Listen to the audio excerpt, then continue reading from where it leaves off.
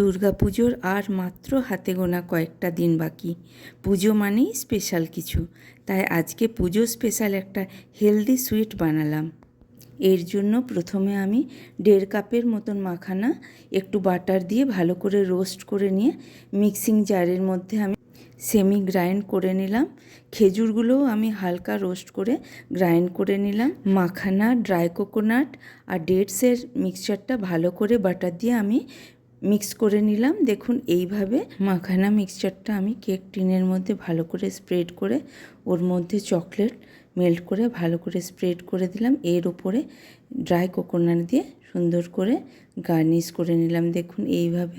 এরপর 5 মিনিটসের মতন সেট হতে রেখে দিয়ে বরফির আকারে আমি কেটে নিচ্ছি।